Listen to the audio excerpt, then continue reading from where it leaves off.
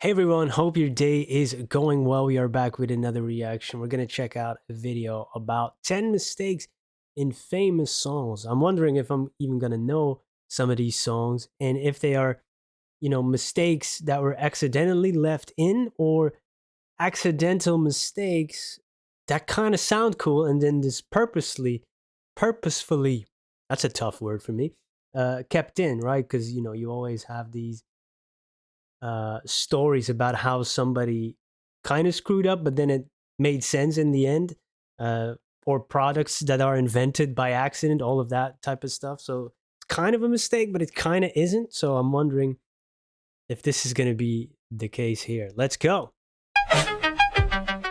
The error will always be considered subjective. The musical standards of perfection have evolved over the decades, and the classic patterns of what could or could not happen in the recordings were changing over the years. But accidents did happen in classic songs.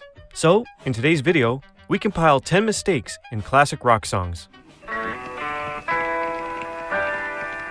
One of Pink Floyd's most iconic songs has a mistake that has a great history. Recorded at the legendary Abbey Road Studios, Wish You Were Here dealt with the pressure of coming from the dark side of the moon. As a single and as an album, it was a huge success.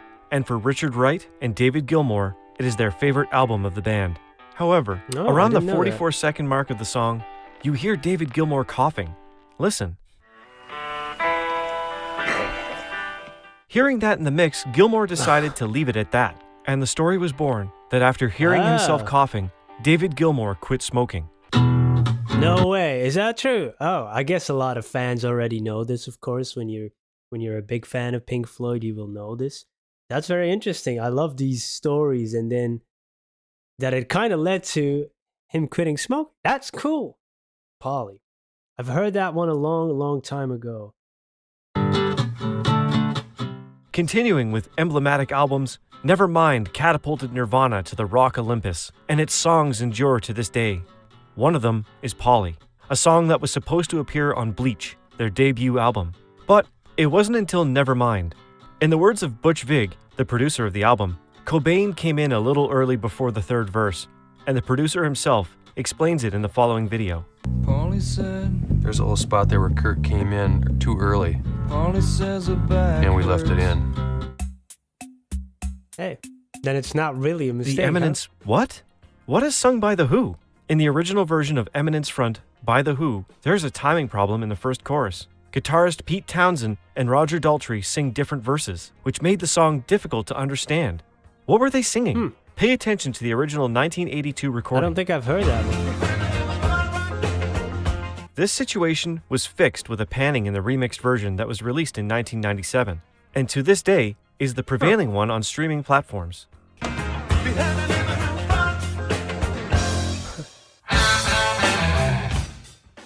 At minute 1, with 38 seconds of The Ocean by Led Zeppelin from their great album Houses of the Holy, you can hear a telephone ringing below the instruments. Pay a little attention to your ears. Although some people believe that it was not an accident because in a box, you can hear a telephone ringing below the instruments. Pay a little attention to your ears.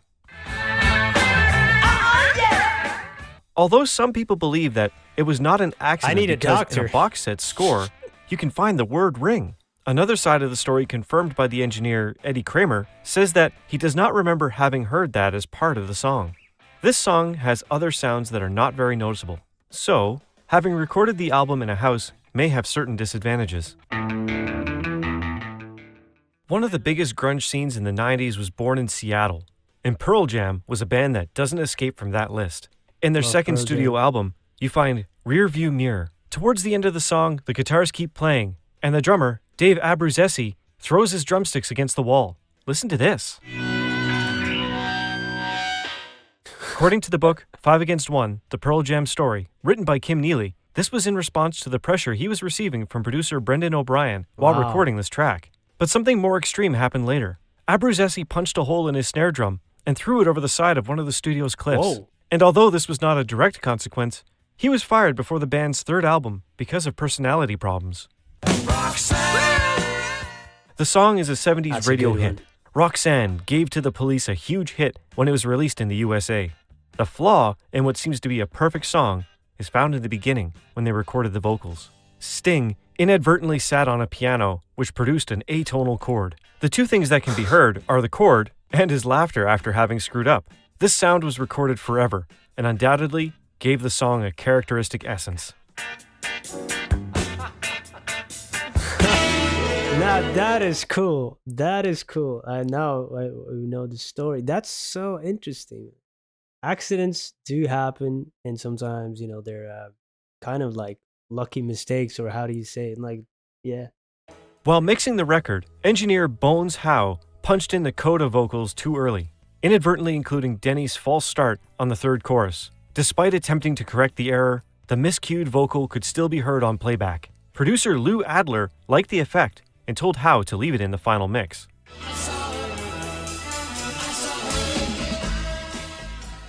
I would never notice this type of stuff. Louie Louie is a song with a fascinating history. It was written by Richard Berry in 1955, but wasn't a hit until 1963 when the Kingsmen recorded their own version of the song. Stylus magazine indicated that drummer Lynn Easton shouts "fuck" after missing a beat at about second 54. Let's hear the song. Another interesting mistake happens when the guitarist forgot to repeat the riff twice, and to correct it on the spot, drummer Lynn Easton covered the pause with a fill. But before the verse was over, Nice. the band had already picked up the beat. That's quick thinking. Oh, I love that. This is a tremendous album. You already know, of course, but for me, it's pretty recent since I've checked it out. I reacted to it song by song on Patreon. Absolutely incredible.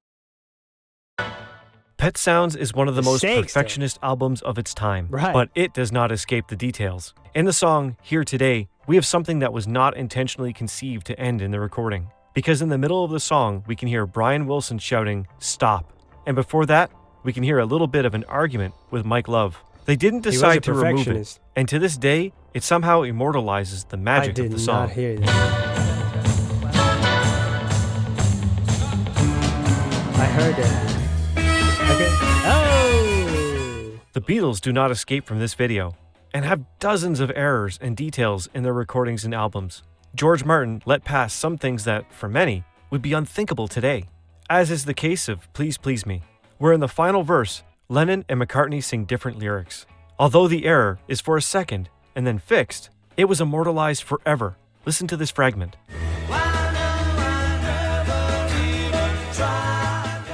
Singing different lyrics happened a lot of times in recordings and live performances, so it's not a Right. big deal for the band. So, we finished this video that compiles 10 intentional or unintentional mistakes in some historical recordings.